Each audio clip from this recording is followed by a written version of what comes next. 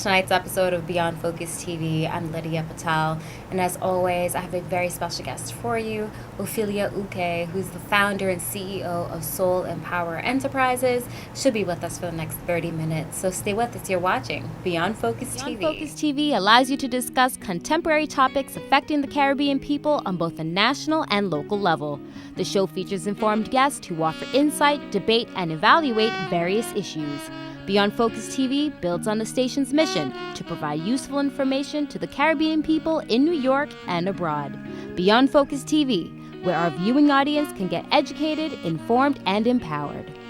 Welcome back. You're watching Beyond Focus TV. I'm Lydia Patel. And like I said, I have a very special guest for you, Ms. Ophelia-Uke, who's the founder and CEO of Soul and Power Enterprises. Welcome to the program. Thank you so much for having me. Well, it's great to have you here. We love to have people who are doing great things in the community. And I have to say, this is definitely something that's going to really, by the end of the episode, you should be leaving feeling inspired. Yes. Of course, definitely want to really let everybody at home know how they can get involved. So by the end of the program, you're going to be able to have all the contact information on how you can get involved. So Ophelia, let's dive straight into it. Let's talk about how, before this even became a mission for you, who is Ophelia-Uke? Ophelia-Uke, first and foremost, besides being a mother and a wife, and a mother to 4 wonderful children. My goodness. I love anything artistic, anything creative, anything that can really help other people to really see themselves as who they see themselves being and not who everyone else thinks they should be. That is great. Now, how do you kind of set the tone for that? Because a lot of times, especially, I think we all go through this, which is, I'll lead into this a little bit later because I like the fact that you actually focus on young women. We kind of go through that phase of, your body is not too good, or you may see images of beautiful long weaves and all those images that may not be the most positive all the time. Right. We see that.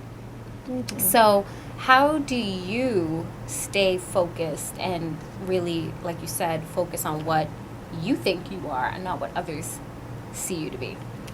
For me, the way I stay focused, first and foremost, everything for me is with prayer first, because of the past that I came from. So that's why it's very important for me to make sure that I stay focused, because especially for my daughter, because I know that she's watching. So she kind of helps to keep me on my toes with that, because whatever I'm putting out, she is going to pick up on it. So I don't want to be sending a false message out there, because by doing so, then I'm going to be leading other people astray. Because once you start being in the spotlight, a lot of people start looking at you. I always tell my kids, even unseen eyes are always watching.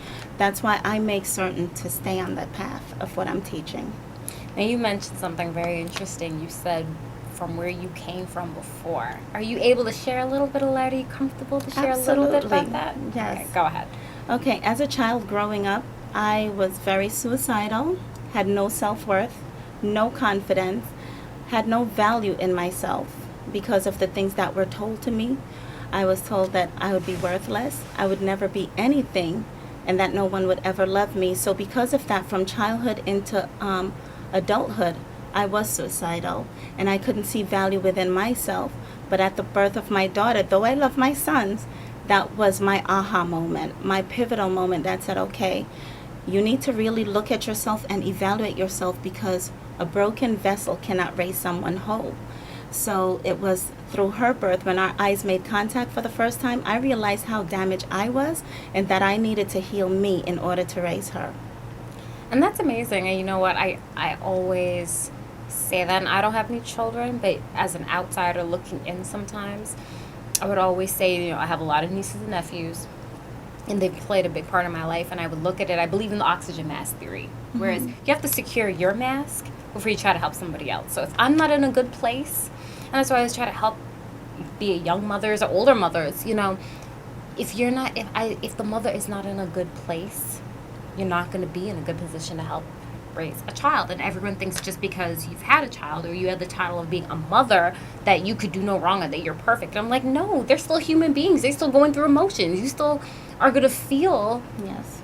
And so that's amazing that you acknowledge that, because that's the first issue, is actually acknowledgement. Yeah. Exactly. Even making that step to say, you know what, I'm broken. I need to fix something. There's things I could fix. So how did you actually start that process? Well, first of all, the way in which I started it is through self-evaluation. I looked at the areas in myself that I know was broken, that I know she would definitely be emulating. And even through that, I realized that my sons, though I thought they didn't need me, but they were watching me to know what kind of women that they would one day date and eventually marry and bring home to me for approval. Mm-hmm. Yeah. So it goes 360, you know? Exactly. So it was through that I started realizing, okay, I had no confidence. If someone was to even give me a compliment, I couldn't even receive it and really feel wholehearted in it because I was told I was not beautiful. So then if somebody said, Ophelia, you're beautiful, I thought they were lying to me. I couldn't receive it. So now if I couldn't receive it and she saw me not receiving it, would she believe me when I say, sweetheart, you're beautiful? That's very, very true. And that's something that you don't even look at. Now, of course, you want to still, sometimes it's good to be a little bit modest. You don't want to be big-headed. Right. But when you constantly deny it, where you really legitimately don't believe you are beautiful, Exactly. that could be a problem. If you don't mind me asking, what's your ethnicity? What's your background? I like to tell people, I make little jokes. I say I'm the United Nation. I'm Jamaican. That's where I was born. Mm-hmm. But on my mother's side, there's Syrian, there's Cuban, there's Indian, and Panamanian. On my father's side, there's Scottish, there's Irish, and a whole lot of other mixtures. Yeah. Typical Caribbean, where we're all mixed up and got Yes. a little mishmash everything. Yes, which that's is why great. they say out of many, one people. Exactly. That's one of the best mottos, I think, out of all the Caribbean islands. Really, Yes. Makes a lot of sense. Yes. But the reason why I asked that, because I know how some older West Indians are, and being very, their mouth has no filter. Their mouth has no filter, and that could be a good thing because it hardens you to a certain degree and makes you have to, toughen up a little bit. But sometimes there's some of the things that are said will stay with you for life. Yes, it can break you, and I think that's what it did to me. It broke me. And as much as a lot of them try to, I love having Caribbean upbringing, don't get me wrong, but there's certain things that I think they just don't know better, and they kept on perpetuating that from Yes. generation to generation. And there's certain things I've told my parents, I'm like, if I decide to have a child, I'm not disciplined in the same way that God, no. I was disciplined, or say the things dare you say to certain children, because it just wouldn't work. Exactly. So that's great that you were able to acknowledge that. So you've got one daughter, Yes. 3 boys. Yes. Wow, so was she the last? Absolutely. So you got your girl. So you were Yes. going for that girl. Is that something that you wanted? I think my husband was more so looking for the girl. I was at a place of being comfortable because I had boys. So I didn't have confidence in myself that I would even know what to do with a daughter. So, but trust me, when she came, I found out quickly. And Well, I that's an loved it. amazing thing. That is so amazing that you were able to connect and do that. Well, Ophelia, we're going to take a quick break. We'll be right back. You're watching Beyond Focus TV. Stay with us.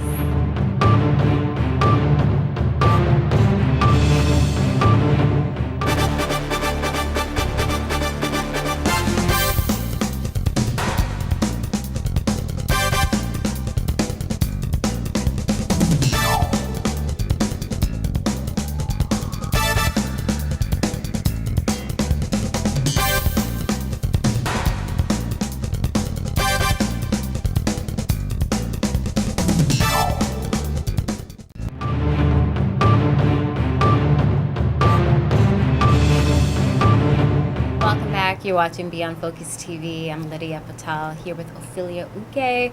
And before we continue, Ophelia, of course, we do a lot of support of different communities and charities in our community.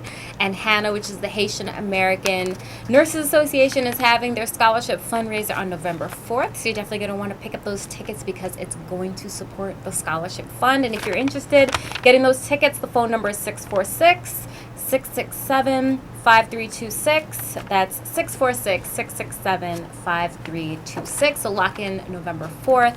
That's the Haitian American Nurses Association. They're having their big scholarship gala. You're going to want to get those tickets, all right? So back to you now.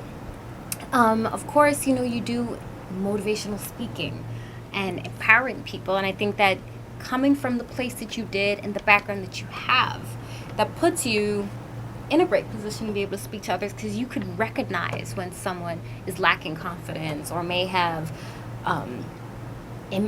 distorted images of themselves and other people in view. So speak a little bit on that. I think it definitely does help me to help other people, and I can honestly say without getting a big head that I have been able to just meet people and we'd be speaking and I can pick up on those things, and talk to them about it. But what I really love is coming from a place of knowing where they are, because I think that's really important in order to connect with people or with your audience in general. Because like, for instance, I've always said to people, one thing that I cannot stand is if you've never been down that road and you're going to tell me how to get over it or how to deal with it. For instance, how can someone who's never been married tell me how to have a good marriage? That's how I look at it. So if I've never been broken, how can I tell you who's broken how you can get over it, and that don't worry about it. One day you will have your moment where you can walk in confidence and just appreciate who you are.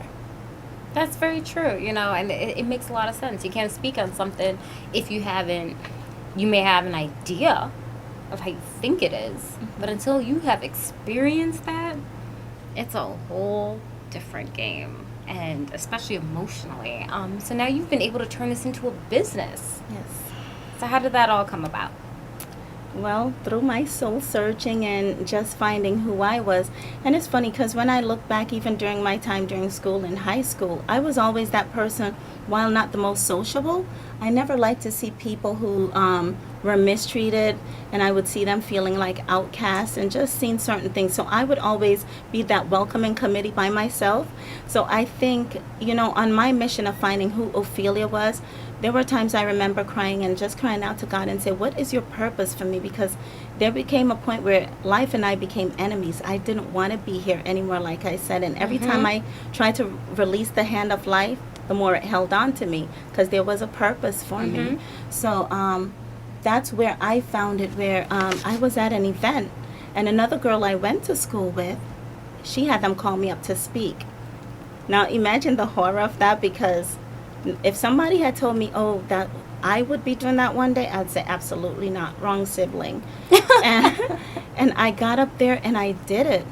And even in the writing of my book, I always loved writing. That was my go-to when I was younger and would feel broken or anything because I couldn't verbalize it. So I would write. So I guess God was working things out behind the scene for me while I was doing it. And that's how I came onto this path of speaking to empower other people and just loving what I'm doing now. Absolutely. And I mean, you, like I said, you made this into a business where you go around and you tour and you do motivational speaking and you write speeches, and really getting to empower people. How does that make you feel at the end of the day? Oh my God, it makes me feel like I could do cartwheels. I won't attempt it, but it does make me feel like I finally arrived, because I'm doing something bigger than me. I'm giving back hope to people who thought there was no hope. I'm letting that little girl who was told that she was nothing, let her see that, look at me, you are something, and I'm letting all those women that were told they would never be, to let them know no matter how old you are, there's always still hope for you if you believe. Have you been able to come to terms and actually speak to those people from your past who, and sometimes you don't even have to say anything because just actions speak louder than words. You living this and doing this has showed them the best revenge to me is success. Exactly. Go ahead and be amazing, because all those naysayers, everyone who said you couldn't, you can show them that you did. But have you ever had a heart-to-heart conversation with them?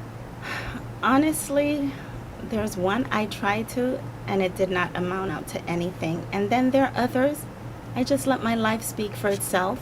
Some of them follow me on social media, and You know, I'm not that one to take a knife and jam it